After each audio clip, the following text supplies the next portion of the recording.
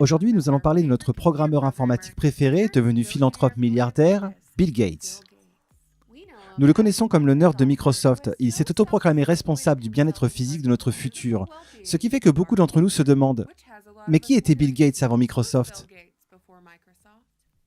Surnommé Trey, mais officiellement connu comme William Gates le troisième, Bill Gates est né en 1955 à Seattle dans l'État de Washington, dans une famille riche et puissante. Son père, William Gates le deuxième, mesurant 2 mètres de haut, était un avocat qui a cofondé Preston Gates & Ellis, un cabinet d'avocats qui avait des bureaux aux États-Unis et en Chine. En tant qu'homme très impliqué dans la politique, William Gates détient une longue liste de distinctions. Alors qu'il siégeait au conseil de Planned Parenthood de l'eugéniste Margaret Sanger avant l'ère de Roe versus Wade. Il était également le visage d'une initiative d'État en matière d'impôt sur le revenu dans l'État de Washington. Après le décès de son épouse, William Senior s'est remarié avec Mimi Gardner, amie de longue date de Teresa Heinz Kerry. Mimi parle couramment le chinois et a occupé le poste d'ancienne directrice de l'art asiatique à la galerie d'art de l'université de Yale. Mais revenons à feu Maman Gates, car en plus de donner naissance à Bill Gates, elle avait également 2 filles, Christy et Libby. Et Maman Gates, également connue sous le nom de Mary Maxwell, a commencé comme une humble institutrice et est finalement devenue présidente de Centraide United Way, venant d'une longue lignée d'argent et de pouvoir. Car son père était un riche banquier et son grand-père était le président de la Banque nationale de la ville de Seattle et directeur de la succursale de Seattle de la Federal Reserve Bank. Petite remarque, comment se fait-il que lorsque vous voyagez dans le terrier du lapin sur pratiquement n'importe quel sujet, les mêmes créatures sont toujours en train de purger au fond? Avec une lignée comme celle-ci, il semble que pour Bill, la voie à suivre était claire. Dans toutes ses biographies, l'accent est mis sur l'intellect de Bill, qui s'est manifesté tôt dans l'enfance. Il était plus intelligent que les autres enfants. Il était différent. Il était destiné au succès. Bill a grandi en fréquentant l'église congrégationaliste de l'université, qui se décrit maintenant elle-même comme une église protestante progressiste engagée pour la justice sociale, et une institution qui célèbre la diversité religieuse, l'orientation sexuelle, la race et les capacités. Eh bien, il semble que l'impact d'une doctrine chrétienne ait été terne dans l'enfance de Bill. Comme il le dirait plus tard, je n'ai aucune preuve de cela. À la question d'un journaliste du Time Magazine sur la divinité de l'âme humaine, en particulier si l'âme humaine était spéciale. Lorsque Bill fut majeur, il fut accepté dans la Lakeside School, la plus exclusive et prestigieuse école de Seattle, où il se vantait auprès de ses professeurs qu'il serait millionnaire à 30 ans. Lakeside avait la capacité de réunir suffisamment de fonds grâce aux donations pour pouvoir accéder à ce que seules les grandes sociétés pouvaient se permettre dans les années 60, un ordinateur. L'histoire se déroule ainsi. Bill Gates a appris lui-même à coder en lisant le manuel de l'ordinateur, ou en d'autres termes, a pu faire exécuter à l'ordinateur les tâches qu'il voulait exécuter.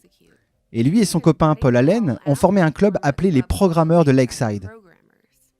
Mais attendez, Paul Allen a 2 ans de plus que Bill, mais Paul a l'air d'avoir 40 ans, alors que Bill ressemble à la cible parfaite pour une partie de balle aux prisonniers. Quoi qu'il en soit, les programmeurs de Lakeside, composés de mineurs, ont continué à conclure des accords commerciaux avec des sociétés informatiques pendant cette période, se faisant payer pour trouver des bugs dans des logiciels et écrire des programmes informatiques. On attribue à Bill la création de l'un des premiers virus informatiques pendant cette période. C'est peut-être là qu'il a appris qu'en créant le virus informatique, il pouvait profiter de sa suppression. Bill a passé 2 fois le SAT, afin qu'il puisse obtenir le score parfait, un score de 1590 sur 1600, et a été accepté avec enthousiasme à Harvard, où il a fréquenté l'université mais ne sera jamais diplômé parce que sa vision d'avoir un ordinateur personnel sur chaque bureau et dans chaque maison ont pris la priorité. Et sa société, Microsoft, démarra avec l'aide de son vieux copain de lycée, Paul Allen. En 1980, Microsoft et IBM ont conclu un accord, et le reste appartient à l'histoire. 6 ans plus tard, en 1986, Microsoft a été lancé en bourse, et lui et son meilleur ami Paul sont devenus instantanément millionnaires. Cependant, avant sa mort en 2018, Paul Allen a écrit dans ses mémoires que Bill était un intimidateur qui avait tenté de réduire la part de Paul dans l'entreprise alors qu'il se remettait d'un cancer. En 1994, Bill épouse Melinda French, responsable marketing chez Microsoft et fille d'une ingénieure aérospatiale de Dallas au Texas. Ce qui fait exploser mes sens au sujet de l'opération Paperclip, je ne sais pas pour vous. Aujourd'hui, Bill Gates a une valeur nette de 98,9 milliards de dollars. est fortement impliqué dans la politique et est connu dans le monde entier comme philanthrope, ayant créé la fondation Gates en 2000 avec sa femme, son père et Warren Buffett. La fondation est devenue la plus grande fondation privée au monde, détenant environ 50 milliards de dollars d'actifs, avec des objectifs déclarés affirmant que, de la pauvreté à la santé, en passant par l'éducation, l'objectif est d'améliorer la qualité de vie de milliards de personnes. Et pendant des décennies, la fondation Gates a donné des vaccinations gratuites aux habitants des pays du tiers-monde. Tandis que Bill est devenu de plus en plus politiquement franc, remplissant les poches de nos élus avec des billets de la Réserve fédérale, ce qui est particulièrement fort parce que Bill a lancé un mouvement pour des milliardaires afin de donner la plupart de leurs richesses dans des initiatives philanthropiques. Bill est l'une des personnes les plus riches du monde en raison de la richesse qu'il a acquise grâce aux actions de Microsoft. Et l'appréciation du cours de l'action n'est pas imposable tant que les actions ne sont pas vendues. Donc, en détenant la plupart de ses actions depuis la réalisation de Microsoft, Bill a retardé le paiement de l'impôt pendant des dizaines d'années. Et pour éviter cela encore plus, faisant don de ses actions à la fondation Gates, il a réussi à éliminer l'échappatoire fiscal des organisations caritatives pour accroître sa richesse. Si ce qu'il dit est vrai, si l'argent est le pouvoir, alors Bill Gates est l'une des personnes les plus puissantes au monde.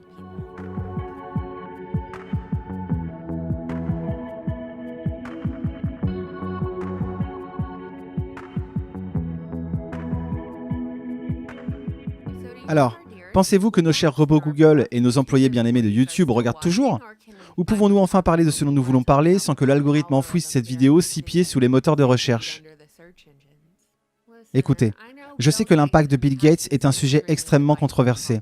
Je sais que certains d'entre vous qui regardent sont des gens qui travaillent dans le domaine médical, et qu'une grande partie de ce que fait Bill, du lobbying qu'il fait, vous le voyez se dérouler dans votre propre espace de travail.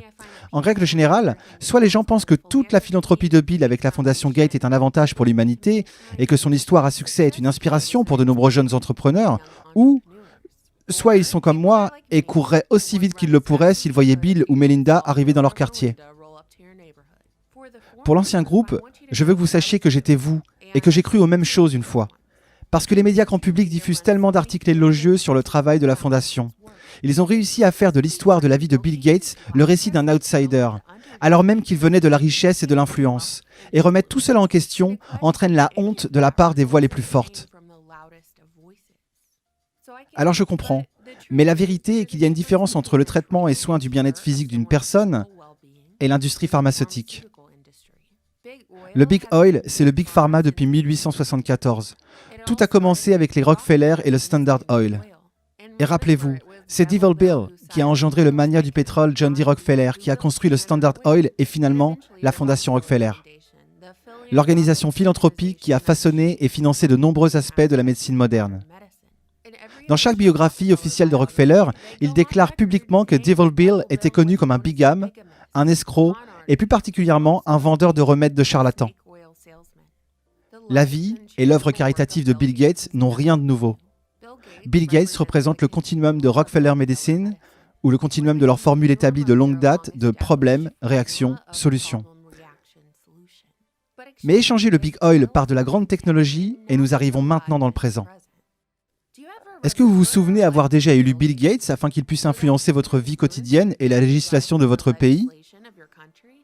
Moi non plus. Vous souvenez-vous, à un moment donné de cette vidéo, m'avoir entendu dire que Bill Gates a fréquenté une école de médecine ou a suivi une formation dans le domaine médical ? Je crois pas. Alors laissez-moi vous donner une chronologie intéressante des événements récents. En 2013, Bill a volé sur le Lolita Express avec notre célèbre maître chanteur du Mossad, qui ne s'est pas suicidé, Jeffrey Epstein. Grâce à cette connexion, Bill Gates a fait des dons personnellement dirigés par Epstein. En 2014, un homme a été arrêté à la propriété de Bill pour possession de 60 000 photos d'enfants. Mais apparemment, il a reçu le traitement de l'héritier Dupont d'une simple gifle au poignet, en lui ordonnant de rester à l'écart des enfants. En 2015, dans un TED Talk, Bill a démontré davantage de ses capacités Nostradamus, comme il l'a fait quand il était enfant et a dit à tous ses professeurs qu'il serait millionnaire à 30 ans. Dans cette conférence, il avertit qu'une menace de type coronavirus était la prochaine grande menace pour l'humanité et a prédit au public qu'il serait le sauveur de cette future pandémie.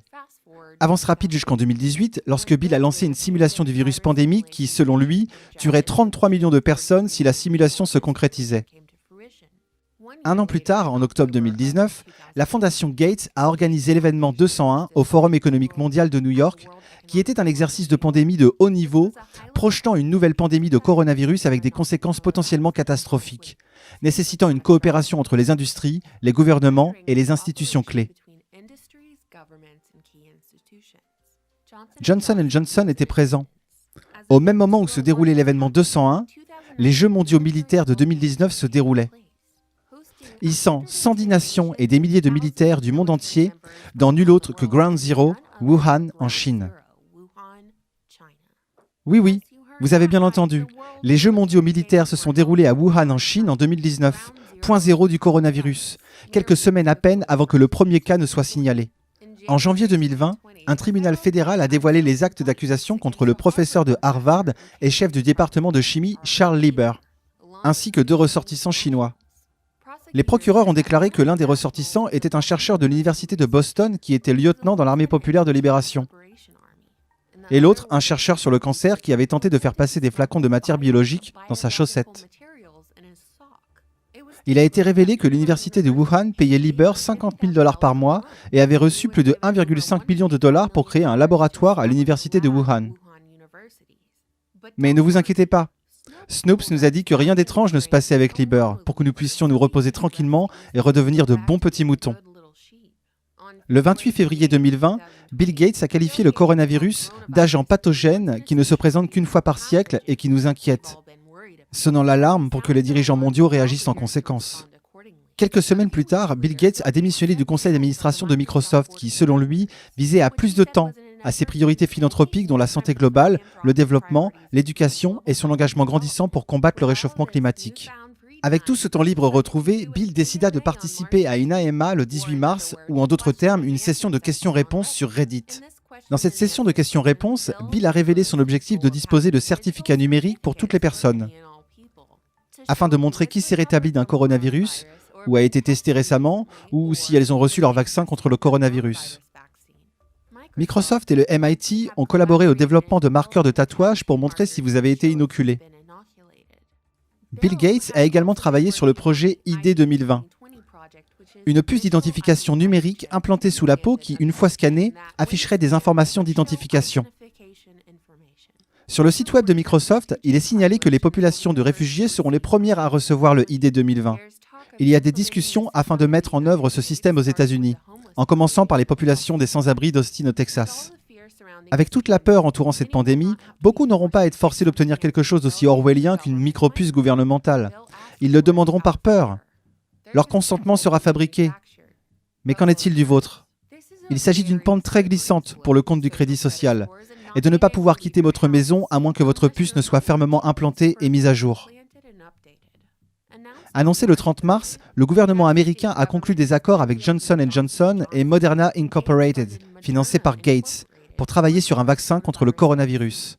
Oui, vous avez bien entendu, le même Johnson & Johnson qui est responsable de la poudre pour bébés cancérigène qu'ils vendent sciemment depuis des décennies.